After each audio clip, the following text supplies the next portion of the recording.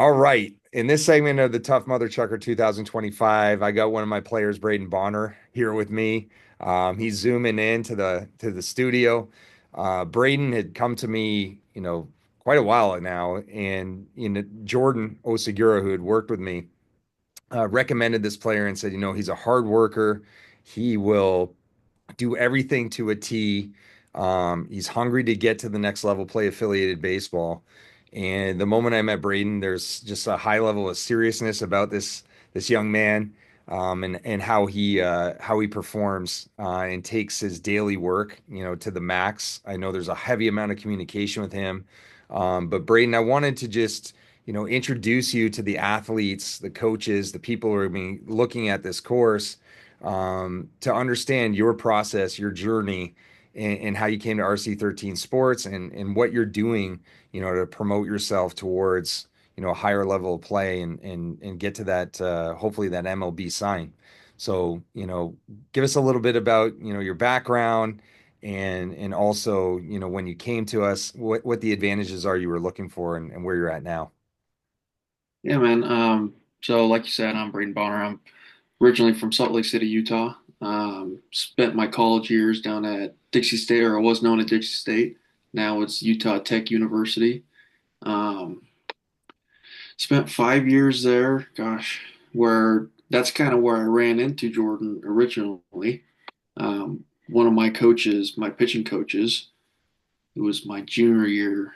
I had a coach that was affiliated with Jordan, and once he left to go actually sign a minor league deal with the Orioles, he linked me up with Jordan, and I started working with Jordan 2021, I believe. And then I've been working with Jordan ever since. 21, I made my break into pro ball. I signed independently in the team with Frontier League, the Windy City Thunderbolts. I spent a year and a half with them. Still working with Jordan the whole time as well. And then in 23, I became a free agent, and that's when Jordan recommended me to you, and I started getting in the RC13. I believe that was Yep. October or November, sometime around there in 2023, and then ended up signing again with the team in the Frontier League, and spent the whole year out there. Had a decent year. And then just continued to get better throughout working with you and Jordan combined, and kind of getting the full course of the arm care services as well as your personal services. It was a big help to my game, as well as seeing where my strength levels are at more so, and then being able to adjust our throwing and our training based upon that so that I can actually stay healthy a little bit better. And as you can see, like my appearance numbers went through the roof. So it's Yeah, just like talk I was about able to those, stay because healthy. yeah, talk about the appearances that you've made, because anytime that you're looking for a player is the same thing I was saying about Teague, and any player is just being able to, have the baseball and be available, you know, often. And I know you made quite an amount of appearances the first year I think we were together, and then, last year, as well, and moving to different teams was pretty unbelievable.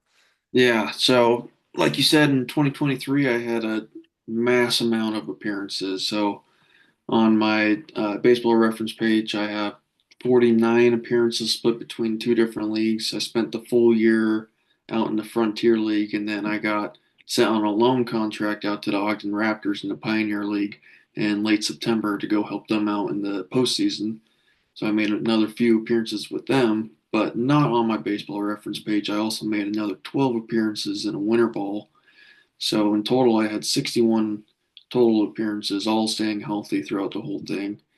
And 24, I had a little bit less. I had 35 appearances, but still healthy, split between Ogden and Lake Erie in the Frontier League. So I don't know. It was kind of crazy. Yeah, I 61 mean a month in a 100 game season. yeah, the one thing, that I think is just amazing in working with you and a lot of our players is how well they know their arms. And I Mhm. remember at the beginning it was like you were under 100 for an arm score. What people don't know what that is, if you learned in our entry course, It's the arm score is the total arm strength divided by the body weight. And I remember, we were kind of just pushing like, let's get over to 100, and then it was climbing up to 120. And now, being able to have such a strong arm, we're in the mid 130s approaching 140. Yep. I think has really kind of helped that process of you being able to handle more, you No, know, 100%. Yeah. and that journey, I'd like to for you to walk through, your training. Working with Jordan has been amazing. Obviously, he knows the ins and outs, of the arm care data, and he knows a lot Mhm. about the system and structure we're running for training. But talk us through, some of those intense throwing sessions. No, absolutely. So Jordan, it's been really easy for me to work with Jordan because I clicked so much with that other coach at Dixie, and that's what kind of got me rolling down the right track. And then Jordan was just a addition onto it, just kind of steamroll me past any obstacles or anything. And he's been able to just really dial in my throwing program to an extent to where we have my high intensity days scheduled out to twice a week right now, which is kind of perfect for my arm because it's right in that sweet spot where my arm gets enough recovery to get to those high intensity days, but is also staying able to stay strong enough so I can get throwing in the rest of the days of the week as well, where we're incorporating my weighted ball training where I have different amounts of weighted balls per day based upon how my arm's feeling. And if we need to adjust on the fly, we can do that based upon what my arm score is for that day, or if I'm on a big decline on my strength or whatnot.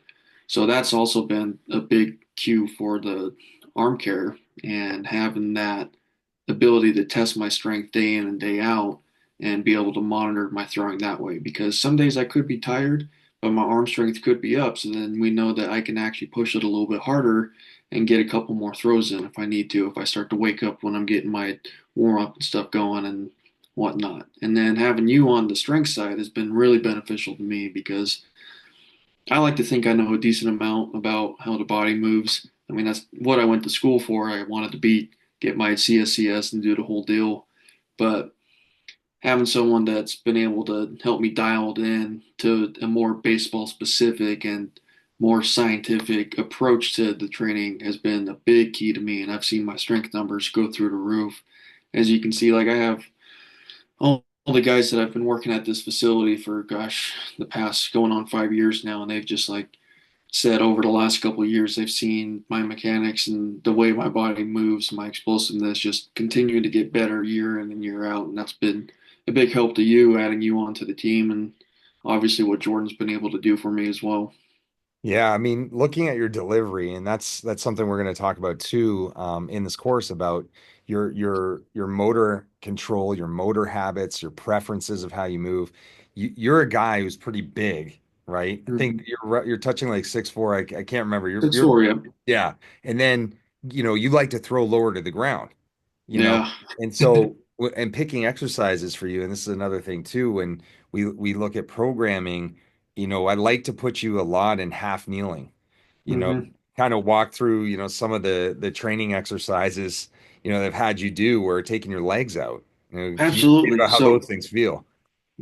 So at first it was obviously weird, doing a lot of ipsilateral work. I hadn't done a whole bunch of ipsilateral work like earlier in my strength coach or my strength training and all that stuff. So that was a big change, getting used to the way that it's pulling my core and having to activate the core in a different way and everything. And it's just the little things like that that took the getting used to, being able to get my core strong in those areas. But that's what I needed because that was showing me that's where my weak spots were.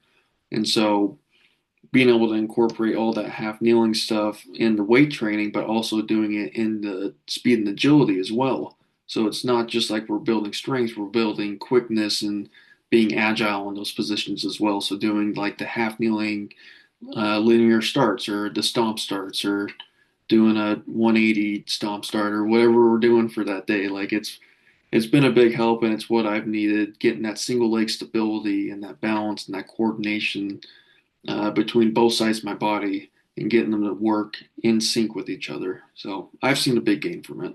Yeah, it's amazing because you're a ground-based warrior, and that's the thing is like, when we talk about the strength and coordination piece of selecting the right exercises for the players, And at least, you do have to work on a spectrum of adjustability. But when you're talking about ipsilateral, it might be a tough word for a lot of people, but it's basically you're loading the same side. Yep. If I have my right leg up, I'm loading my right arm. And the core control is really, really important because in your delivery, being more of a lower slot, I want to get away from you tilting. It changes Hmm. your body if you become more contralateral, meaning that your body wants to go away from your arm. So Yep. you have to be able to train, your core stabilization to be able to set your release point in the right place. Hmm. And I know communicating, and I'm going to do some more education on the X factor, being able to create the right hip and shoulder separation. That's been a big piece because loading that side, especially in rowing or pulling movements, I really have seen, things link up well, sequence Hmm. well. Talk to, I would want you to talk to how you feel when you're in sync. The things that you're looking for with your delivery, because, this is important that everybody throws a certain way, but they have to feel, certain things to know that they're clicking. Absolutely. So, like, like I've always been told is like pitching as well as hitting is not like a cookie cutter sport. Like everyone's going to have a different way of moving their body because everyone's body mechanics are going to be a little bit different. That's Mhm. just anatomy, you know. And then but there's certain checklist points along the way that everyone hits when you're in sync and getting into these strong, powerful positions, like being closed off with your shoulders once you hit foot strike, whether you're hitting or you're pitching. Like it's both rotational and it's building that torque between the lower half and the upper half to be able to uncoil the whip. And so when I'm in sync, I personally feel like my lower half is just gliding. Like I don't feel any stress in my lower half at all, and I'm just able to lift and be able to get going with that. And with my upper half, all I'm really trying to feel is my back shoulder is driving itself to the target, and I'm holding that as long as I possibly can, almost to the point where I'm feeling like my arm's going to be late. And that's always been a big cue for me to know that I'm going to be on time because I throw from a very weird, unique slot. So, like you said, I'm 6'4", but I also stride more than my body height. So I'd stride almost 7 feet long. Um, so that's a pretty long stride if people aren't aware. But so that means I get pretty low to the ground. So I release from about a 5.5, almost 6 foot high release height, I believe Yep. is what I'm right around at a low 3/4 slot. So I do a lot of rotational throwing. And so when I am able to keep that back shoulder closed off and pointed towards my target, I just allow all that rotational energy and torque that I've built up just to uncoil. And my arm moves very fast. Like I've always had a quick arm. And so that was honestly my weak point for a long time. My arm was a lot faster than it was strong. So I always had tendonitis issues. The Yep. brakes weren't working properly. So, um, but that for me personally, that's when I feel like I'm in sync. When my lower half feels like it's butter, and then I'm able to feel like my back shoulder is just on point to the target as long as I can, and then it just whips out. Yeah, the one thing that I wanted to, you to talk about too is that we talked about a process and we talked about habits. A lot of players who are pro players like yourself, they sometimes have really physical jobs. Hmm. And what I've been able to see through you is actually pretty remarkable.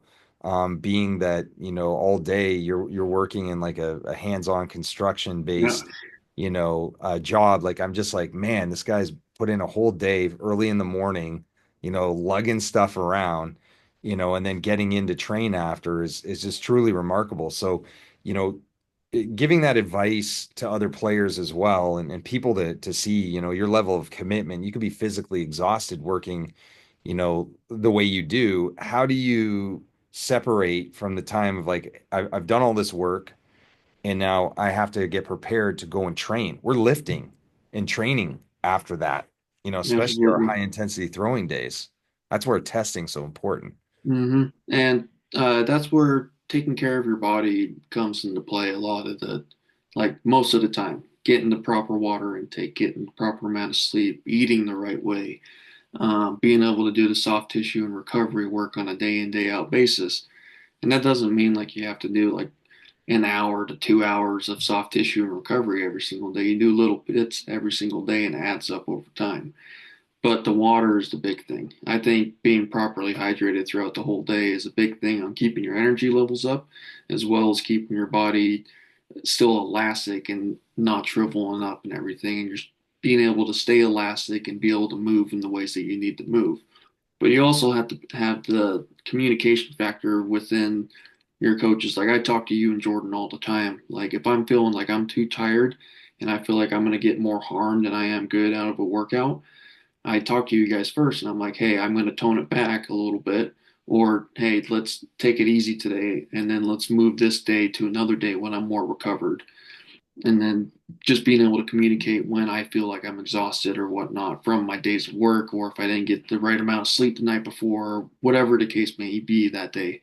It's just being able to communicate that with coaches, but still on the side trying to do everything I can to keep my body in good, healthy condition, being able to move athletically. So I take soft tissue recovery and like staying mobile pretty seriously and doing as much as I can on my own, but doing it smartly and not trying to overdo it all at once. Yeah. One last thing I wanted to touch in with you is that, you have to basically, with all the physical demands, your sports nutrition has to be, peaked.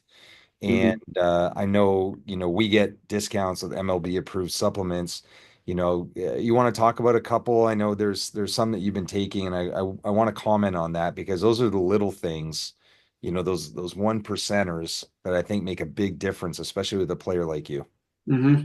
So the big one I want to talk about is the one that I've noticed the most difference on is curcumin. So I've never heard of curcumin before until I met you, to be honest. Never once heard about it, and I've done a bunch of supplement research in my life and never once heard about it. And so once I found it through you, I did a bunch of research on it and was like kind of doing like all the back work because I like to do that type of stuff as well. So doing it, and then after about a couple months of taking it, like I used to have a bunch of little aches and pains because like as you said, I work manual labor, I work general contracting, so I'm hands-on activity all the days. So I'm using my body all the time, and then I'm going and working out, so I'm getting overtime in on my body. So I get like all these little aches and pains and whatnots, but like nothing like bad. But after taking curcumin, I've noticed that like the aches and pains were normally like in my joints and like ligaments and tendons and all that stuff. And curcumin actually helps strengthen up those tendons and keep them healthy and keep the sheathing on them more strong and everything. And so after taking it for so long, I've noticed they've kind of started to go away, which has been actually really nice. So I'm like, wow, where's this miracle drug been my whole entire life? And it's a spice. It really is. It's just a root. Um, but yeah, that and gosh, why am I spacing on it now? Just having the medically like graded stuff is a Yep. big thing too. Like being having the access to that and having the clean materials and everything, like being able to know that it's just that it's been tested, you know, it's in there. You don't have to do the guessing game of going to a vitamin shop and being like, okay, are they being honest about what's on these nutrition labels, or do I have to guess and whatnot? So I don't know. The big one that came to my mind was curcumin. That's like the only one that's like I've tried that's new from taking with you that Yep. I've noticed has been a big help. Yeah, well, man, we definitely, support healthy products, safe products, Hmm. ones that have been tested. And someone who's physical like you, lowering their inflammation in a big way. And I got to give a lot of credit to our dietitians that we have because they're always educating me too as well on recent information. But Brayden, this has been really informative, man. You've given us such good information. A lot of players are going to learn from you, and I'm excited. You're working really hard, for your opportunity to shine, and we're just so grateful that we can support you. Yeah, absolutely. Thank you.